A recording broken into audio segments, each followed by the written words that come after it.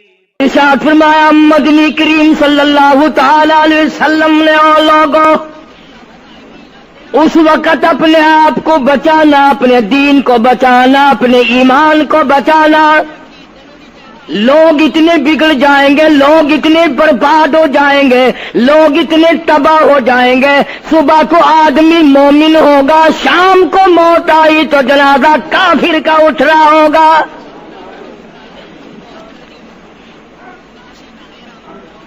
ارشاد فرمایا محمد عربی صلی اللہ تعالی علیہ وسلم نے او لوگوں اس وقت سے اپنے آپ کو بچانا، اس وقت اپنے آپ کو سنبھال کے رکھنا، قرآن کریم کے ساتھ جوڑ دینا، ایمان اور اسلام کے ساتھ وابستہ کر دینا. لوگ اتنے بگڑ جائیں گے، ہر کوٹھی، ہر بنگلہ، ہر مکان، ہر دکان، ہر ہوٹل، ہر تمام کے تمام چاروں طرف سے قرآن کریم کے بجائے، درود پاک کے بجائے، استغفار کے بجائے، کلمہ طیبہ کے بجائے کنجری کی آواز آنے لگے گی. ارشاد فرمایا محمد کریم صلی اللہ تعالی علیہ وسلم نے او لوگوں اس وقت اپنی زندگی کا خاص خیال کرنا. لوگ اتنے تباہ ہو جائیں گے، جنازہ بنگلے سے نکلے گا، جنازہ کوٹھی سے نکلے گا، جنازہ شاہی محل سے نکلے گا، جنازہ ایوان صدر سے نکلے گا، جنازہ بہت بڑے ڈیرے سے نکلے گا، جنازہ بہت بڑی شاہی منزل سے نکلے گا. حال یہ ہوگا مرنے والے کے پلے ایمان کی رتی نہیں. مشکاۃ شریف میں حدیث پاک موجود ہے. ارشاد فرمایا کالی کملی والے صلی اللہ تعالی علیہ وسلم نے او لوگوں موت کے وقت کی پیاس کا انتظام کرو. اتنی شدید پیاس لگتی ہے، اتنی سخت پیاس لگتی ہے، سمندر پلا دو پیاس نہیں بجھتی. ارشاد فرمایا مدنی کریم صلی اللہ تعالی علیہ وسلم نے او لوگوں موت کے وقت کی تلخی سے پناہ مانگو، کڑوا پن سے پناہ مانگو، موت کے جھٹکے سے پناہ مانگو. اتنا سخت منہ کڑوا ہو جاتا ہے، آدمی کے مرنے کے بعد بھی لاکھوں برس تک منہ کڑوا رہتا ہے. ارشاد فرمایا مدنی کریم صلی اللہ تعالی علیہ وسلم نے او لوگوں موت کے صدمے سے پناہ مانگو، موت کے جھٹکے سے پناہ مانگو، موت کے وقت سے پناہ مانگو. اتنا زبردست جھٹکا لگتا ہے، آدمی کے بدن میں منوں کے حساب سے لہو ہوتا ہے، جھٹکا لگنے سے ایک قطرہ باقی نہیں رہتا. ارشاد فرمایا مدنی کریم صلی اللہ تعالی علیہ وسلم نے او لوگوں موت کی تیاری کرو، قبر کی تیاری کرو. موت کا جھٹکا لگنے سے کانوں کے پردے پھٹ جاتے ہیں،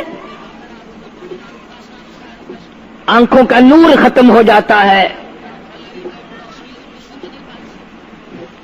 ارشاد فرمایا محمد کریم صلی اللہ تعالی علیہ وسلم نے او لوگوں موت کے وقت کے پسینے سے پناہ مانگو.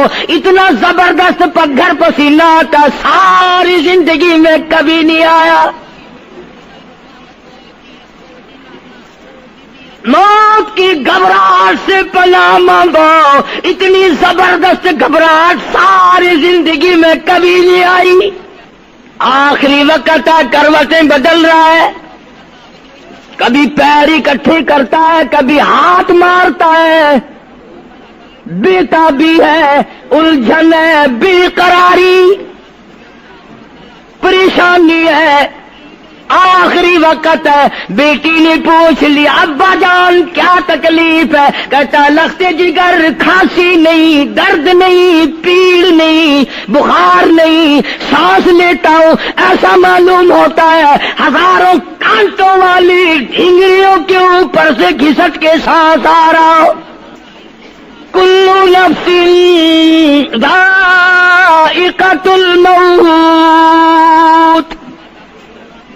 ہر ایک نے موت کا ذائقہ چکھنا ہے. ہر جاندار نے موت کا ذائقہ چکھنا ہے. صحابہ کرام نے سوال کر دیا جناب محمد عربی صلی اللہ تعالی علیہ وسلم سے کالی کملی والے آدمی کی جان کیسے نکلتی ہے؟ فرمایا ریشمین کپڑا لے لو، خاردار جھاڑ پہ ڈال دو، پلہ پکڑ کے کھینچ لو، جیسے وہ تار تار ہو جاتا ہے آدمی کی یوں رگوں کو توڑ کے رکھ دیا جاتا ہے۔ حدیث پاک میں آتا ہے کہ فرشتہ رگوں میں غوطہ مار مار کر گھسیٹ گھسیٹ کر روح کو گھسیٹ کے لاتا ہے۔ والنازعات غرقا، قسم ہے ان فرشتوں کی جو روح کو رگوں میں سے غوطہ مار مار کر گھسیٹ کر لاتے ہیں۔ آج میری تیری کیا مجال ہے، کیا جرت ہے؟ کبھی سوچا بھی ہے کہ ایسا بھی وقت آنے والا ہے، نہ جانے گھر میں موت آئے گی، نہ جانے آپریشن روم میں آئے گی، نہ جانے ٹیکہ لگتے ہوئے آئے گی، گولی کھاتے ہوئے آئے گی، یا سڑک پہ ایکسیڈنٹ میں موت آئے گی، کوئی نہیں جانتا، درود پاک پڑھتے ہوئے موت آئے گی، یا کنجری کا گانا گاتے ہوئے موت آئے گی۔ اس لیے مجذوب کہتا 2 دن کی زندگی پہ نہ اتنا اچھل کے چل، 2 دن کی زندگی پہ نہ اتنا اچھل کے چل، یہ راستہ ہی چل چلاؤ کا ہے، ذرا سنبھل کے چل۔ ہزاروں تیرے جیسے آئے، جب جانے لگے تو کوئی دنیا میں اندھیرا نہیں ہوا۔ خدا جانے یہ دنیا جلوہ گاہ ہے، ناز ہے کس کی؟ خدا جانے یہ دنیا جلوہ گاہ ہے، ناز ہے کس کی؟ ہزاروں اٹھ گئے لیکن وہی رونق ہے مجلس کی۔ نواب چلے گئے، راجے چلے گئے، صدر چلے گئے، وزیر چلے گئے، بڑے بڑے جج چلے گئے، دنیا پوری جگہ قائم ہے۔ کبھی تم نے بھی سوچا کہ ہم بھی جا سکتے ہیں؟ نہیں نہیں، ہمیں کون ہلا سکتا ہے؟ ہم بڑے مضبوط ہیں، ہمیں کون ہلا سکتا ہے؟ افسروں کو دیکھو، ان کی کھوپڑی بگڑی ہوئی، ملازمین کو دیکھو وہ خدا کے قرآن کے باغی، ذمہ داروں کو دیکھو وہ محمد مصطفیٰ کے دین کے باغی۔ ہم پیروں فقیروں مولویوں کو دیکھو، بہانے بنا بنا کر کے دین کا ستہ ناش کر رہے ہیں۔ تمام اعمال خدا کے سامنے، اس نے بڑوں بڑوں کو رگڑ دیا، تمہاری میری کیا ہستی ہے؟ کروڑوں کے مربوں کے مالک دنیا سے چلے گئے۔ لاہور انارکلی میں چلے جاؤ، قطب الدین ایبک کی قبر پہ جا کے دیکھو، جس کا ایک حکم ملتے ہی در خیبر سے چاٹا گام کی پہاڑیوں تک لرزہ مچ جاتا تھا۔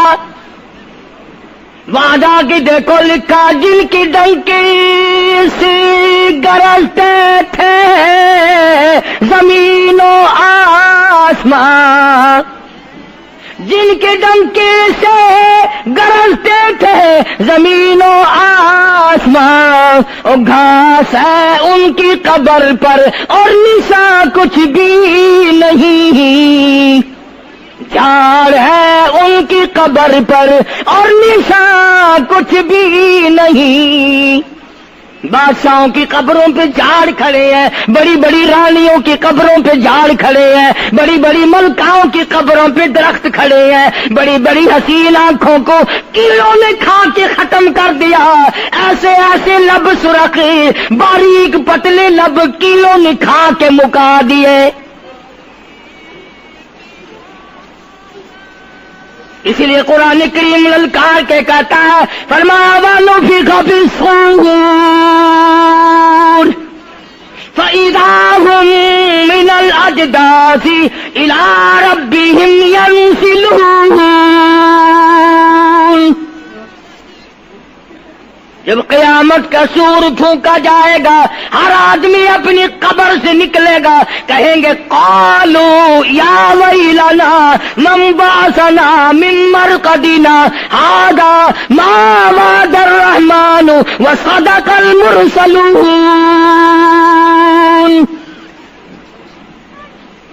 قبروں میں عذاب بھگتنے والے لوگ، دردناک عذاب بھگتنے والے لوگ قیامت کا خوفناک منظر دیکھ کے کہیں گے الہی ہم سوئے ہوئے تھے، ہمیں کس نے جگا دیا؟ قبر کا عذاب نیند معلوم ہوگا قیامت کے عذاب کے مقابلے میں. تمہیں تو یقین نہیں آتا ہوگا, کہتا ہوگا قاری حنیف کہانیاں کہہ رہا ہے. ہاں, جو مر گئے ان سے جا کے پوچھو, جاؤ قبرستان میں جا کے پوچھو تمہارا کیا حال ہے. جن کا مر جاتا ہے وہ اپنے مردے کو اٹھا کر قبرستان میں لے جاتے ہیں. قبر کھودی, پرانا مردے کی ہڈیاں نکل آئیں, ان ہڈیوں کو نکال کر باہر رکھا, گاڑا پکڑاتے, اینٹ دیتے, اپنی میت کو اتارتے, ان ہڈیوں پہ پیر آ گیا, اس کھوپڑی پہ پیر آ گیا جو پہلی قبر سے نکال کے رکھی تھی. کہتا اس میں سے آواز آئی, کھوپڑی میں سے کہتا کل پاؤں ایک کا سر پر جو آ گیا, یکسر استخانہ شکستہ سے چور تھا, اور جو کھوپڑی پیر کے نیچے آئی اس میں سے آواز آتی ہے ذرا راہ دیکھ کے چل اور بے خبر, کل میں بھی تیری طرح سرے پرغرور تھا. اور پیر کے نیچے چور چور کر دینے والے کل اس کھوپڑی پہ بڑے اچھے اچھے دوپٹے اوڑے جاتے تھے, عطر کی مالش کی جاتی تھی, ہار ڈالے جاتے تھے, آج تیرے پیر کے نیچے آ کر میں چور چور ہو گیا ہوں, کل کو کسی کے پیر کے نیچے تو یوں ہی چور چور ہو جائے گا. میری تیری کیا ہستی کیا مجال. امام الانبیاء محبوب کبریا حضرت محمد مصطفیٰ صلی اللہ تعالی علیہ وسلم کی ذات اقدس ہے, مدینہ پاک ہے, آخری وقت ہے. جناب عائشہ صدیقہ رضی اللہ تعالی عنہا فرماتی ہیں میرا جگر پھٹنے لگا جب میں نے حضور کو پسینے آتے دیکھے. میں نے حضرت کے چہرے پہ گھبراہٹ دیکھی اور آپ نے فرمایا عائشہ ٹھنڈے پانی کا پیالہ تو لا. نہ دوڑی, ٹھنڈے پانی کا پیالہ لے آئی, اشارہ فرمایا یہاں رکھ دے. میں نے رکھ دیا. فرماتی یہاں دو گی میری پریشانی کی رحمت والا ہاتھ اس پیالے میں بھگو بھگو کر چہرے انور پہ ملنا شروع فرما دیا, چھینٹے مارنے شروع فرمائے. میں نے عرض کیا میرے آقا کیا ہوا؟ فرمایا عائشہ موت بڑی گھبراہٹ والی ہے. جناب عائشہ صدیقہ رضی اللہ تعالیٰ عنہا فرماتی ہیں میں قریب بیٹھی تھی, فاطمہ الزہرا رضی اللہ تعالیٰ عنہا بھی قریب بیٹھی تھی. کسی نے دروازے پہ دستک دی, حل ادخلوک فی البیت, کیا میں گھر میں داخل ہو سکتا ہوں؟ مجھے گھر میں آنے کی اجازت ہے؟ جناب فاطمہ الزہرا رضی اللہ تعالی عنہا جو پریشان بیٹھی تھی فرمانے لگی وہ دیہاتی گوار کہیں کے میرے ابا بے ہوش ہے, تجھے اجازتوں کی پڑی ہے. سرکار کو تھوڑا سا ہوش آیا, فرمایا لخت جگر کسے بے ہوش کہتی ہو, کسے دیہاتی کہتی ہو, کسے گمار کہتی ہو؟ یہ تو وہ ہیں جو بچوں کو یتیم بنا دیں, یہ تو وہ ہیں جو دلہن کا سہاگ اجاڑ دے, یہ تو وہ ہیں جنہوں نے کوٹھیوں کو ویران کر دیا, بنگلوں کو ویران کر دیا, ملکوں کو ویران کر دیا. یہ تو تیرے ابا کا مقام ہے جو اجازت مانگی جا رہی ہے. لے آئے, اللہ پاک نے سلام بھیجا ہے, آپ کو بلایا ہے, میں تیار ہوں. روح مبارک قبض کرنے لگے, گھٹنوں کے قریب پہنچے. سرکار نے فرمایا او اسرائیل مجھے تکلیف ہو رہی ہے. فرمایا میری کیا مجال ہے؟ عرض کیا آقا میری کیا مجال ہے آپ کو تکلیف دوں؟ میری کیا جرت ہے میں آپ کو تکلیف پہنچاؤں؟